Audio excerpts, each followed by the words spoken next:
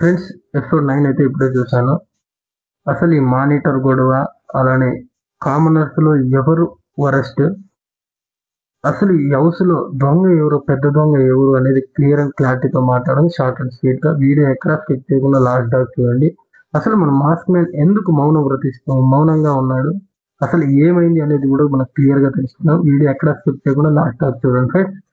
Friends, episode విషయానికి వస్తే ఈ రోజు ఎపిసోడ్ లో నేను గమనించింది ఏమంటే, అసలు ఈ డిస్కషన్ ఎందుకు చేసుకుంటున్నారా, వీళ్ళు మానిటర్ గురించి ఎందుకు మాట్లాడుకుంటున్నారా, ఫుడ్ దొంగతనం గురించి ఎందుకు ఇలా రిపీటెడ్ గా అవుతుందా, అసలు క్యాప్టెన్ మాట వింటున్నారా లేదా అనేది మీలో చాలా మందికి డౌట్ అయితే ఉండొచ్చు. ఆ డౌట్ నేను క్లారిఫై ఇవ్వడానికి ఈ వీడియో చేస్తున్నాం ఫ్రెండ్స్. ఈ ఎపిసోడ్ లో మనం మాక్సిమం ఇప్పుడు ఫస్ట్ 20 minutes ఇదే టాపిక్. అసలు మానిటర్ ఏం అబ్జర్వ్ చేస్తున్నాడు, ఫుడ్ రేషన్ లో ఏం మెయింటైన్ చేస్తున్నావు, అసలు రేషన్ నుంచి ఎలా మిస్ అవుతున్నాయి ఫ్రూట్స్ కానీ, యాపిల్ కానీ, ఆరెంజ్ కానీ, ఇలాంటివన్నీ ఎలా మిస్ అవుతున్నాయని క్యాప్టెన్ క్వశ్చన్ చేస్తున్నారు అనమాట. ఈ క్యాప్టెన్ అడగడంలో కూడా తప్పు లేదు ఫ్రెండ్స్, ఎందుకంటే ఇప్పుడు దాకా లాస్ట్ వీక్ లో కూడా దొంగతనం జరిగింది, ఈ వీక్ లో కూడా రిపీటెడ్ గా అలానే అవుతుంది అనేసి ఒక మానిటర్ రెస్పాన్సిబిలిటీ తీసుకోవాలి అనేసి మన కెప్టెన్ అయితే సంజన గారు ఆ మాట చెప్పారు. బట్ దానికి ప్రియా మాట్లాడే విధానం అయితే రాంగ్ ఫ్రెండ్స్. ఎందుకంటే అది ప్రియా ఎందుకు ఏమో ప్రతి ఆర్గ్యుమెంట్ లోనూ తన వాయిసే ఇరిటేటింగ్ గా అనిపిస్తుంది. యాక్చువల్లీ దమ్ము శ్రీజాది వాయిస్ ఇరిటేటింగ్ గా అనిపించేది, బట్ ప్రియా ఎందుకో ఏమో ఈ గత 2 ఎపిసోడ్ల నుంచి గమనిస్తున్నాను కదా, చాలా అనవసరంగా ఎక్కువ మాట్లాడేస్తుందేమో అని అలా అనిపిస్తుంది అనమాట. అలానే మీకు కూడా అనిపించింది ప్లీజ్ కామెంట్ చేయండి. ఇంకొక విషయం అయితే ప్రియా బాగా క్లారిటీగా చెప్పింది, అది విషయం అయితే నాకైతే నచ్చింది ఫ్రెండ్స్. ఎందుకంటే ఈ రేషన్ విషయంకి వస్తే, రేషన్ వచ్చేటప్పుడే ఓనర్స్ కి టెనెంట్స్ కి సపరేట్ ఈక్వల్ గా షేర్ చేయడం అనేది కరెక్ట్ అనిపించింది. మీలో ఎంతమందికి ఇలా చేయడం కరెక్ట్ అనిపించిందో కామెంట్ చేయండి ఫ్రెండ్స్. దాని తర్వాత క్యాప్టెన్ శ్రీగా వచ్చేసి డిస్కషన్ అబౌట్ ఫుడ్. ఇప్పుడు ఫుడ్ విషయం ఎలా డిస్కషన్ అంటే, వీళ్ళు ఒక్కరికొకరికి ఎలా ప్రాపర్ గా అసలు ఆ డిస్కషన్ వరస్ట్ అనేది నాకు ఎందుకు ఏమో. ఎందుకంటే వీళ్ళకి ప్రాపర్ గా ఇప్పుడు ఒక ఓనర్ మాట వినడం లేదు, కెప్టెన్ మాట వినడం లేదు, కెప్టెన్ ఏదన్నా చెప్పినా కూడా దానికి రెస్పాన్సిబిలిటీ తీసుకోవడం లేదు. సో ఇలా ఉంటే కానీ ఎవరికైనా కానీ విసుగు చెందుతారు అనమాట. సో అదే చెంది ఈ రోజు మన కెప్టెన్ ఆరెంజ్ తీసుకొని వెళ్ళి ఒక చోట పెట్టిందనమాట. నెక్స్ట్ మీకు ఆ రెస్పాన్సిబిలిటీ తెలియాలి అని. సో అది ప్రియా అయితే బాగా మంచిగా గెస్ట్ చేసింది. అది ఎంత ఆ ఈమె చేసినా కూడా ప్రియా అయితే గెస్ట్ చేసి, అది నేను నైట్ ఇలా చెప్పాను కదా, సో నాలో ఇప్పుడు ఈ మానిటర్ గా ఉన్నాడు కదా, ఈ రెస్పాన్సిబిలిటీ ఎలా ఉంది నీది అని తెలుసుకోవాలని ఇలా చేశారని గెస్సింగ్ అయితే మాత్రం భలే పర్ఫెక్ట్ గా చేసింది అనమాట. దాని తర్వాత మానిషి ఇమాన్యుల్ డిస్కషన్ ఏంటి గురించి అంటారా, ఈ దమ్ము శ్రీజ వండుకొని మానిషిలో కొన్ని మాట్లాడము, అసలు ఆ కామనర్స్ వాల్యూ తీస్తున్నారు వీళ్ళు అని మానిష్ అనేది వ్యక్తి అన్నాడు అనమాట. ఆయన కూడా ఒక కామనరే, బట్ ఆయన టీంలోనే ఆయనకు నచ్చడం లేదు. ఎందుకంటే వీళ్ళు మాట్లాడే తీరు, అసలు ఆ ప్రియా మాట్లాడేది, దమ్ము శ్రీజ మాట్లాడేది, పాయింట్స్ మాట్లాడుతున్నారు, బట్ అవతల వాళ్ళకి హత్య చేసే విధంగా మాట్లాడుతున్నారు. సో అది చాలా ఇరిటేటింగ్ గా అనిపించింది అనమాట. అది తొక్కలో పంచాయతీ పెట్టినట్టు పెడుతూనే ఉన్నారు ప్రతిసారి అన్నట్లు కామనర్స్ కు మచ్చలాగా అనిపించింది అనమాట మన మానిష్కి. అలానే మన మాస్క్ మ్యాన్ గురించి చెప్పాలన్నమాట. మాస్క్ మ్యాన్ చాలా ఎందుకు డల్ గా ఉన్నాడంటే, ఇప్పుడు ఆయనకి రాంగ్ గా పోర్ట్రేట్ అయిపోయాడు అనేది ఆయన మైండ్ లో పడిపోయింది అనమాట. సో దాని నుంచి ఆయన డిప్రెషన్ లోకి వెళ్తున్నాడు. రాంగ్ డిప్రెషన్ లోకి ఎందుకు వెళ్తున్నాడు అంటే, సో నేను అన్న విధానం వేరు, అది పోర్ట్రేట్ అయిన విధానం వేరు. సో ఇప్పుడు ఎవరైనా కానీ, ఈవెన్ నేను కూడా ఇదే చేశాను అనమాట. ఎందుకంటే ఆయన మాట్లాడిన విధానంలో నాకు 110% రాంగ్ అనిపించింది. సో ఆ వీడియో ప్లే చేసినప్పుడు కూడా రాంగ్ అనిపించింది. సో దాని తప్పును రియలైజ్ చేసుకుంటూ ముందుకు వెళ్ళాలి గాని ఈడే స్ట్రక్ అయ్యి ఈడే డిప్రెషన్ లోకి వెళ్ళిపోతే రేపు పొద్దున్నే ఇంకో గేమ్ ఇలా ఆడగలుగుతావు. అసలు ఆ గేమ్ ఆడేది వదిలేయి. ఇప్పుడు తన వైఫ్ ఒక కాలనీలో ఉంది. సో ఆమెకి ఇబ్బందిగా ఉంటుంది అని మాట్లాడుతున్నారు కదా, అదే వైఫ్ నీ పేరు చెప్పి ఇంకా ప్రౌడ్ గా ఫీల్ కావాలి అనేలాగా ఈ వీక్ ఆడొచ్చు కదా. అంతే డిప్రెషన్ లోకి వెళ్ళిపోయి ఫుడ్ కూడా తినకుండా ఇలా ఫీల్ అవడం అనేది కరెక్ట్ కాదు. నేను ఆయన్ని అగ్ని పరీక్షలో చూసినప్పుడు ఒకటే అనుకున్నా, ఖచ్చితంగా బిగ్ బాస్ సీజన్ 9 లో ద ఎలా చెప్పాలంటే మంచి ఫైటర్. ఈవెన్ సెలబ్రిటీస్ లో కూడా చాలా మంది మంచి మంచి ఆటగాళ్ళు ఉండొచ్చు, వాళ్ళకి అంతా కొంచెము యాక్టింగ్ స్కిల్స్ ఉండొచ్చు, అవి ఉండొచ్చు ఇవి ఉండొచ్చు అనేసి అనుకున్నాను. బట్ వాళ్ళందరికీ పోటీ ఇవ్వగలిగే వ్యక్తి ఎవరన్నా ఉన్నారంటే ఆ కామనర్స్ లో అగ్ని పరీక్ష నుంచి అంత ఫిల్టర్ చేసుకుంటూ ఆయన ఫైనల్ దాకా ఇటుకు వచ్చారంటే ప్రతి ఒక్కరి దగ్గర ఖచ్చితంగా ఫైట్ చేయగలుగుతాడు అనుకున్నా. బట్ ఈ చిన్న విషయానికి, అది ఫస్ట్ వీక్ విషయానికి ఆయన కృంగిపోయి డిప్రెషన్ లోకి వెళ్ళిపోయి ఫుడ్ తినకుండా ఇలా చేయడం అనేది కరెక్ట్ కాదనిపించింది ఫ్రెండ్స్. ఎందుకంటే చాలా ఎందుకు ఈ విషయం చెప్తున్నానంటే, నేను బిగ్ బాస్ కన్ఫెక్షన్ రూమ్ కి పిలిచి ఇప్పుడు ఇదే విషయమే నేను చెప్పాను, ఇదే విషయమే చెప్పాడు అనమాట. అయినా కూడా ఆయన మొండితత్వం అంటారు చూడండి, అది కొన్నిసార్లు పనికి వస్తుంది. బట్ ఈ విషయంలో ఎలా స్మార్ట్ గా ఆలోచించి సరే అది రాంగ్, లాస్ట్ వీక్ ఇలా పోర్ట్రేట్ అయింది, సో నేను ఇప్పుడు ఈ వీక్ నుంచి ఇలా పోర్ట్రేట్ కాకుండా ఇంకా బెస్ట్ పర్ఫార్మెన్స్ ఇచ్చి అందరూ ప్రౌడ్ గా ఫీల్ అయ్యేలాగా నేను చేయాలి అనేసి ప్రౌడ్ గా ఫీల్ అయ్యేలాగా పర్ఫార్మెన్స్ చేయొచ్చు కదా ఈ వీక్. ఆ దాని గురించి ఆలోచించకుండా నువ్వు జరిగిపోయిన గతాన్ని తెలుసుకొని అక్కడే స్ట్రక్ అయిపోతే ముందు ఫ్యూచర్ ఎలా పోతావు అనేది నా పాయింట్. సో బిగ్ బాస్ కూడా ఇదే పాయింట్ చెప్పాడు. ఇంకా ఆయన మొండిగా మూర్ఖత్వంతో ప్రవర్తిస్తున్నాడని నేను గట్టిగా అనుకుంటున్నాను ఫ్రెండ్స్. మీరు కూడా అలానే అనుకుంటే కామెంట్ చేయండి. ఎందుకు ఈ విషయం అంటున్నానంటే, బిగ్ బాసే తనకు అంత క్లియర్ గా చెప్తున్నా కూడా ఆయన ఆ విషయాన్ని పట్టించుకోకుండా నేను ఇలానే ఉంటాను అనేసి మూర్ఖంగా మాట్లాడడం అయితే కరెక్ట్ కాదు. దానికి అలా మాట్లాడిన విధానం బిగ్ బాస్ కూడా అలానే నాకు అనిపించినట్లే అనిపించి ఆయన ఒక రాము రాథోడ్ని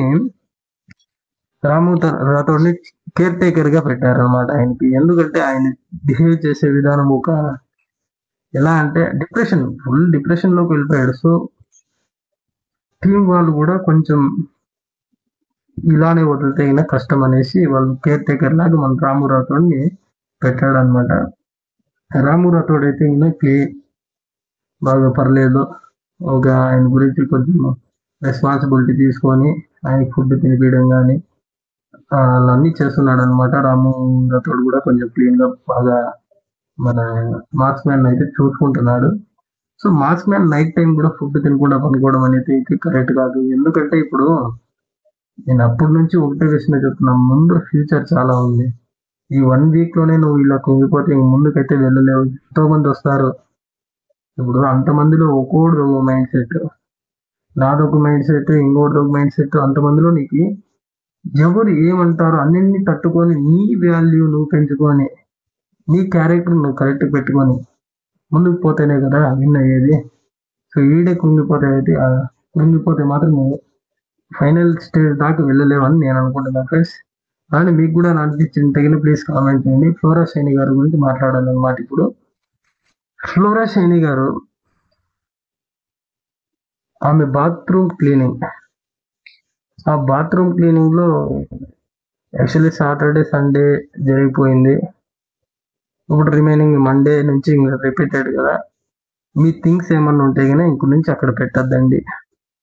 ఆమె చెప్పడం పాయింట్ కూడా కరెక్ట్. ఎందుకంటే రెస్పాన్సిబిలిటీ లేకుండా ఎక్కడ పడితే అక్కడ బాత్రూమ్ లో షాంపూస్ కానీ సోప్స్ కానీ ఇవన్నీ ఎక్కడ పడితే అక్కడ పెట్టేసి ఇష్టారాజ్యంగా వెళ్ళిపోతున్నారని ఫ్లోరా షైని కరెక్ట్ గానే చెప్పింది. బట్ దాన్ని వీళ్ళు ఇప్పుడు రీతు కానీ ఏమన్నదంటే, ఫ్లోరా షైని మాట్లాడటంలో ఒకవేళ రేపు నుంచి రిపీటెడ్ అయితే నేను డైరెక్ట్ గా డస్ట్బిన్ లో వేస్తాను అన్నమాట. అక్కడ తప్పే లేదు. ఎందుకంటే ఇప్పుడు రీతు రీతు చెప్పినట్టు అవి ఒక చోట ఉంటాయి కదా, ఒక కార్నర్ లో పెట్టు అంటే కదా రిపీటెడ్ చేస్తాం. ఎక్కడ పోతాయిలే, ఇప్పుడు ఆడ పెడితే కార్నర్ కి కదా వచ్చేది, అక్కడి నుంచి మళ్ళీ మనం తీసుకుందాం అనేది అవుతుంది అనమాట. సో అలా చేయకుండా ఫ్లోరా షైని చెప్పినట్టే డస్ట్బిన్ లో వేస్తేనే వాళ్ళకి ఒక రెస్పాన్సిబిలిటీ ఉంటుంది, వాళ్ళకి ఒక భయం ఉంటుంది, నెక్స్ట్ అలా వదిలిపెట్టరు. ఎప్పుడు మనము కార్నర్ పెడతామో అప్పుడు హౌస్ మేట్స్ మొత్తం అందరికి ఎక్కడికి పో థింగ్స్ జస్ట్ ఒక మూలికి పోతాయి. సో అక్కడి నుంచి మళ్ళీ మనం తీసుకుందాం అనే భావన కలుగుతుంది అనమాట. సో నాకైతే ఫ్లోరా షైని మాట్లాడిన విధానం అయితే కనుక కరెక్ట్ అనిపించింది. దాని తర్వాత అప్పుడైనా చెప్పాను మీకు, దొంగతనం. ఎందుకు ఈ దొంగతనం అంటే ప్రియా గారు మానిటరింగ్ విధానము అలాంటి దొంగతనం ఆపాలి అనేది కెప్టెన్ చెప్పారనమాట. దానికి ఉల్లంఘించినట్లు అసలు రెస్పాన్సిబిలిటీ లేకుండా సమాధానం చెప్పిందనేసి మన సంజనా గారే, కెప్టెన్ గారే ఆరెంజ్ తీసుకుని దొంగతనం చేశారనమాట. సో అది ఎక్కడుంది అని సెర్చ్ చేయమని కూడా వాళ్ళకి డ్యూటీ కూడా ఆమె ఇచ్చింది. ఫైనల్ గా ప్రియా అయితే గెస్ట్ చేసింది, ఇది నేను నా రెస్పాన్సిబిలిటీ ఉంది కాబట్టి మీకు ఈ బాధ్యత ఉందా లేదా తెలుసుకోవాలని వీళ్ళు ఇలా చేశారని ఫస్ట్ నుంచి గెస్ట్ చేసి ఫైనల్ గా గెస్ట్ చేసినట్లే ఆమె ఆరెంజెస్ ఎక్కడ ఉన్నాయి కూడా కనిపెట్టేసింది అనమాట. దాని తర్వాత మన కెప్టెన్ గారు ఇంకొక డ్యూటీ అయితే తీసుకున్నారనమాట. ఆ డ్యూటీ ఏమంటే ఇప్పటి వరకు ఉన్న కుకింగ్ డిపార్ట్మెంట్, వాషింగ్ డిపార్ట్మెంట్, అలానే ఫ్లోర్ క్లీనింగ్ డిపార్ట్మెంట్ లో కొన్ని చేంజెస్ సజెస్ట్ చేసింది అనమాట మన కెప్టెన్ సంజనా గారు. సో చేంజెస్ చేయడం అయితే కరెక్టే అనిపించింది నాకు. ఎందుకంటే ఒకే ఇప్పుడు కిచెన్ లో ఉన్న వాళ్ళకి వేరే వర్క్ అప్పచెప్పడం అనేది కరెక్టే, అవుట్ సైడ్ ఉన్న వాళ్ళని కిచెన్ లోకి తీసుకోవడం రావడం అనేది కరెక్టే. సో ఇక్కడ ఈ కెప్టెన్ చేసిన విధానము, కెప్టెన్ ఇలా చేంజ్ చేయాలి అనే థాట్ రావడము చాలా ఎక్సలెంట్ అనిపించింది నాకు. ఎందుకంటే ఈ విషయం మీకు చెప్పాలి, ఒకే జోన్ లో ఉండిపోయి ఒకే చోటే ఉండిపోయి అక్కడ వర్కే స్ట్రక్ అయిపోయి ఉంటారు అనమాట. వర్క్ ఇప్పుడు ఆ వర్క్ లోనే స్ట్రక్ అయిపోతారు అవుట్ మేట్స్ మొత్తం అంతా. ఈవెన్ వేరే వర్క్స్ ఏదైనా చేయమన్నా కూడా చేయరు. సో ఫస్ట్ వీక్ లోనే ఇలా డిసిషన్ చేంజ్ చేసుకుంటూ రావడం అనేది కరెక్ట్ అనిపించింది నాకు. దాని తర్వాత సుమన్ శెట్టికి అయితే సుమన్ శెట్టి గారి గురించి మాట్లాడాలన్నమాట. సుమన్ శెట్టి ఆయన వ్యక్తిత్వం అయితే నాకు బాగా నచ్చింది. సో ఆయనకి కుకింగ్ డిపార్ట్మెంట్ లో పోస్ట్ అయితే ఇచ్చారనమాట, హెల్పర్ గా. నాకైతే చాలా హ్యాపీగా ఫీల్ అయ్యాను అనమాట. సుమన్ శెట్టి గారికి క్లీనింగ్ డిపార్ట్మెంట్ నుంచి కిచెన్ డిపార్ట్మెంట్ కి వచ్చాడని. ఎందుకంటే కిచెన్ డిపార్ట్మెంట్ లో వస్తే కొంచెం ఆడియన్స్ దృష్టిలోకి పడతారు అనేసి నా ఒపీనియన్. అది సుమన్ శెట్టి గారు ఆడియన్స్ దృష్టిలో పడాలి అనేసి నా కోరిక. సో దాని తర్వాత జరిగినది ఇమాన్యుయల్ కామెడీ చేశాడు. రీతు అండ్ పవన్ ఫుడ్ తింటా అంటే కొంచెం జోవియల్ గా, ఫన్నీగా తనుజ వీళ్ళంతా కామెడీ చేశారు. ఆ కామెడీ స్కిట్ అయిపోయిన వెంటనే మన సెకండ్ వీక్ నామినేషన్, ఈ నామినేషన్ ప్రక్రియలో ఎవరికి రంగపడిందో ఎవరికి రంగపడలేదో ఈ రోజు మనకు తెలిసింది నలుగురే, రేపు తెలిసేది రిమైనింగ్ ఎంతమంది ఉన్నారు, ఎంతమంది అవుతారు అని. యాక్చువల్లీ లైవ్ లో చూసిన ప్రతి ఒక్కరికి తెలిసిపోయింది ఇప్పటికే ఎవరెవరు నామినేట్ అయినారని. బట్ నేనేమంటే ఏ ఎపిసోడ్ కి సంబంధించిన ప్రతి అప్డేట్ మాత్రమే మీకు ఇవ్వాలి అనుకుంటున్నాను. ఎందుకంటే లైవ్ లో చూసి మనము అది చూసి నేను చెప్పినా కూడా కొంతమంది ఆడియన్స్ కి లైవ్ చూసిండ్రు బట్ అది క్లారిటీగా అర్థం కాదు. సో ఎపిసోడ్ అయితే నేను చెప్పింది రాంగ్ గా రైట్ అనేది మీకు ఒక అవగాహన ఉంటుంది కాబట్టి నేను ఓన్లీ ఎపిసోడ్స్ రివ్యూ మాత్రమే చేస్తున్నాను ఫ్రెండ్స్. మీకు నచ్చినట్లయితే కానీ ప్లీజ్ లైక్ చేయండి, సబ్స్క్రైబ్ చేసుకోండి, కామెంట్ చేయండి. సో ఈ రోజు వచ్చేసి నామినేషన్ ప్రక్రియ.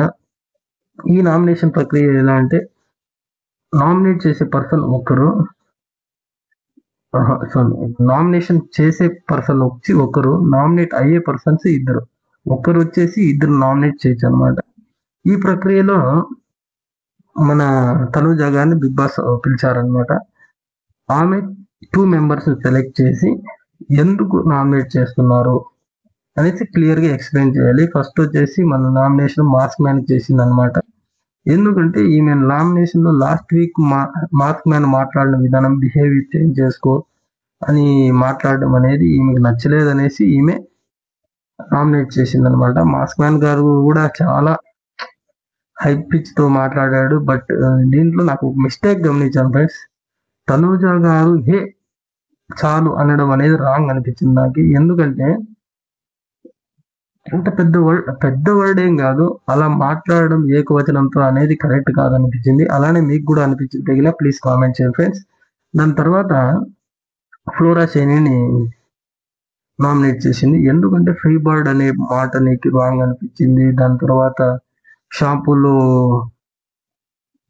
ఏదో లిక్విడ్ కలిపినప్పుడు అది అసలు ఈమె టాపిక్ కాదు, అయినా కూడా ఆ టాపిక్స్ ముందు పెట్టి ఫ్లోరా షైనీని కూడా నామినేట్ చేసింది అనమాట. దాని తర్వాత వచ్చేసి మానిష్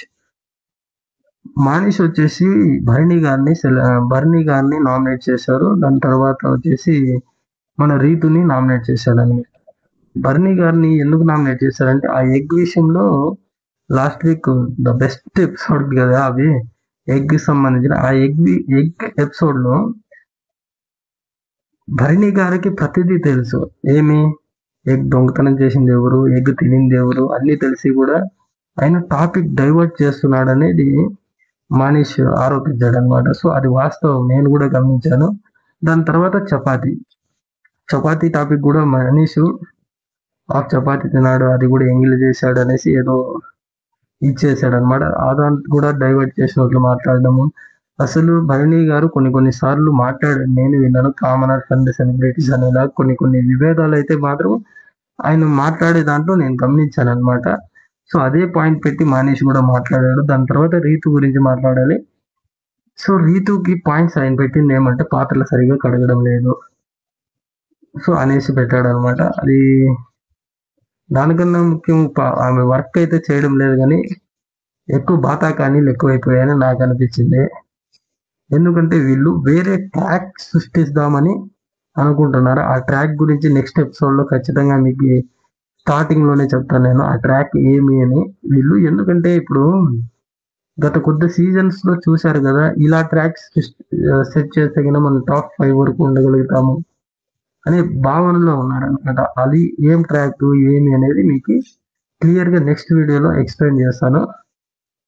నా వీడియోస్ కోసం మీరు వెయిట్ చేసి ఉండాలి. అలానే నా వీడియోస్ మీ నోటిఫికేషన్ ద్వారా రావాలి.